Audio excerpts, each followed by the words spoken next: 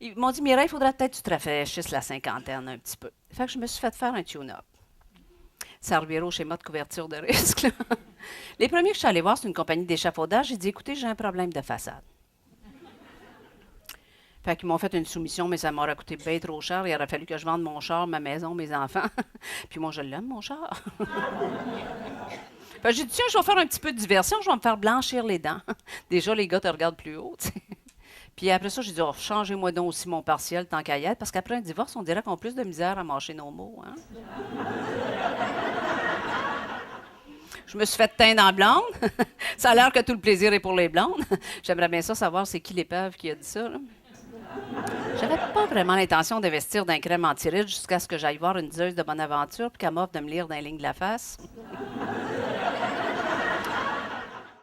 L'autre jour, j'ai mêlé ma crème de jour avec ma crème de nuit. Savez-vous ce qui est arrivé? Rien. Rien pas tout. Puis je me suis toujours demandé, une fille qui travaille de nuit, quand elle se couche le matin, elle met sa crème de jour, mais ça... Question sans réponse. Hey, celle-là pour les filles, écoutez bien celle-là. Volume au-delà du raisonnable, longueur hors norme, courbure et déploiement exponentiel, résistance intense. Savez-vous c'est quoi? C'est le mascara waterproof de Chanel. Pour être plus en mode, je suis même allée essayer un tatouage. Tu sais, je vais voir le tatoueur. J'ai dit, écoute, tatoueur, j'aimerais ça être à la mode un peu. Tu me ferais pas un petit quelque chose ici, là, cute, tu sais. Il m'a regardé pendant une dizaine de minutes et dit, je pense que j'aurai pas bien le choix, je vais être obligée de vous faire un accordéon. Je suis allée m'inscrire à un centre d'entraînement juste pour femmes qui s'appelle Swan. Puis ça, c'est le fun, un centre juste pour femmes, parce que t'as pas de petites pitounes qui vont là pour montrer l'étiquette, là, tu sais. Et Swan, ils sont extrêmement accueillants, puis ils s'attachent vite, parce que moi, dès qu'ils m'ont vu, ils m'ont offert le programme 5 ans. J'en revenais pas. Comme j'ai pas le temps d'aller m'entraîner 5 fois par semaine, ce que je fais pour entretenir mon corps de déesse, c'est que à chaque fois que je rencontre quelqu'un qui a un surplus de poids, je me rentre le ventre. Ça tient en forme. Je suis allée aux États-Unis l'été passé, je n'avais des crampes. Puis aussi, l'autre truc que j'ai trouvé, c'est qu'à chaque fois que je rencontre une fille super bien faite, là, tu sais, super bien faite, là, tu sais, le genre de fille que tu as le goût de sortir tes rayures pour lui faire casser les deux jambes, là. Je prends toujours le temps de m'arrêter, de la regarder 30 secondes, puis de la haïr. Maudit que ça fait du bien, ça.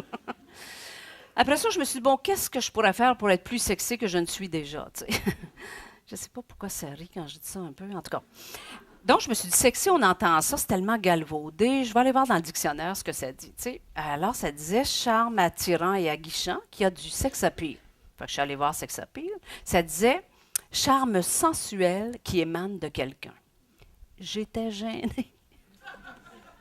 Gênée. Je ne savais même pas qu'il parlait de moi dans le dictionnaire. Fait que finalement, j'ai dit peut-être qu'il faut juste que je renouvelle mon stock de sous-vêtements, tu sais. Fait que je suis allée essayer des petites culottes brésiliennes. Je vous dirais que la petite culotte brésilienne avec la petite culotte de cheval, c'est un petit peu le festival d'humour dans le salon d'essayage. Ça. On se serait cru à le Blue Bonnet. Après ça, j'ai essayé des tangas. Là. Je pensais que c'était une sorte de camion, moi, ça. Non, ça, c'est pas un string, c'est pas une bobette. C'est à peu près entre les deux. Puis je vous dirais que la plupart du temps, c'est là que ça reste pris aussi. J'ai dit, Père Noël, c'est pas toi l'année passée puis l'année d'avant qui m'avait promis un chum? Mon gros Simonac de bonhomme rouge. Ma maudite face d'hypocrite, d'arnaqueur d'enfants puis de femme seule. Je te dis, quand j'ai eu fini de le varloper, même la fée des glaces l'avait planté. En tout cas, je sais pas si c'est le fait d'avoir chicané le Père Noël, mais toujours est-il que 6 mois plus tard, il y a un gars qui m'appelle pour aller faire du vélo. Je me suis dit, ah yes, un sportif. J'avais pas de vélo, mes frères et sœurs m'en avaient pas laissé. Fait que je m'en vais au magasin. Fait que le petit gars il dit, Madame, quelle sorte de vélo que vous voulez? Ben, j'ai dit, je sais pas, moi, 1 à 2 roues, je veux pas faire le cirque du soleil. Il l'a pas ri. Il dit, Madame, vous pouvez avoir un cyclotourisme, un cyclosportif, un hybride. Je dis, hey, peux-tu avoir juste un bicycle de fille avec pas de barre et un petit panier en avant? Il n'a pas ri non plus. Il dit, quelle sorte de pédale? Vous n'avez rien à voir avec ça? J'ai dit, excuse-moi, il y a plusieurs sortes de pédales. Mais regarde, mon homme, garde-toi de moi en barbecue.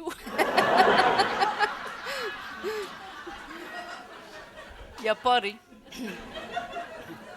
J'avais besoin de linge pour aller avec ça. Hein. Naturellement, j'en avais pas. Fait qu'imaginez-vous que si ça a été le festival de l'humour quand j'essayais la petite culotte brésilienne. Ça a été le festival de l'horreur quand j'essayais le cuissard. Ça le dit, hein, la cuissard. Tout d'abord, comme apéritif, on va prendre un Sex on the Beach avec des petits canapés ou des petits pains fourrés. Comme entrée, j'ai préparé des huîtres Rockefeller. Ça a l'air, c'est aphrodisiaque, ça. C'est comme un peu du Viagra de mer. Comme plat principal, j'ai préparé des cannelloni au maquereau. T'es pas allergique au cannelloni, toi, toujours? Ça donne bien, moi, je suis pas allergique au maquereau. Comme dessert, j'ai préparé un renversé à l'ananas ou des bananes flambées. S'il nous reste de la place, on prendra un petit café brésilien, c'est pour aller avec mes bobettes, ça.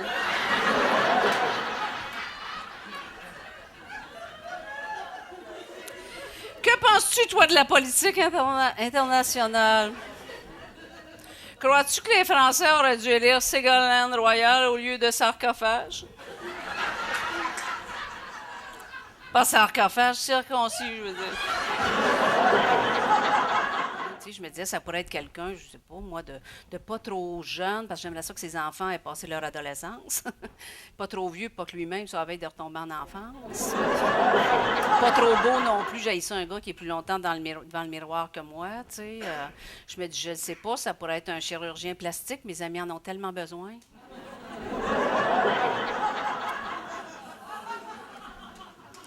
Ça existe-tu aussi un geisha-gars ou un gars geisha, ou un boucher? Je sais pas, moi, un boucher, ça doit aimer ça un petit peu de chair autour de l'os.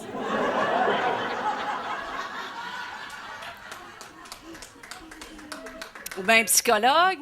Oh non, pas un psychologue, j'haïrais ça qui sache avant moi que je suis en train de le manipuler. Oh non, non. Puis après ça, je me suis dit non, je suis plus sûre que j'ai le goût d'un chum parce que ces derniers mois, j'ai fait de l'observation de couple, là. On dirait que vous vous tombez ses nerfs. Un gars, tu sais, au tout début, tu vois un nouveau couple, tu dis, oh mon Dieu, moi, mon prochain couple, je veux qu'il soit comme ça. Tu sais, la fille a dit, oh, moi, mon chum, j'aime sa détermination. Tu sais, une couple de mois après, elle a dit, maudite tête de cochon. Quand tu vas d'un bar à 20 ans, tu te fais demander, est-ce que tu vis avec tes parents? Quand tu y vas à 55, tu te fais demander, est-ce que tes enfants vivent avec toi? Puis quand tu te fais demander à 20 ans, marches-tu? C'est pas la même chose qu'à 55.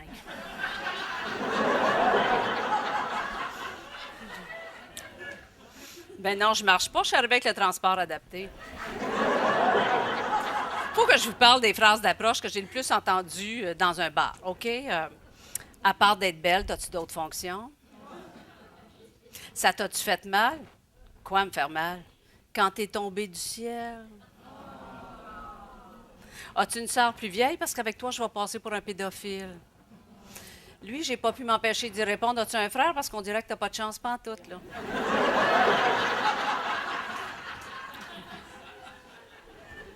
Je m'appelle Rodrigue, retiens-les parce que tu vas le crier toute la nuit.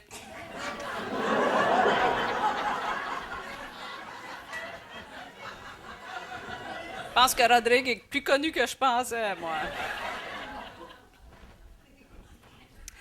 Après ça, j'ai arrêté d'aller dans un bar le soir où un gars m'a dit que lui, pour être capable de parler avec une femme, il fallait qu'il soit d'une chambre d'hôtel.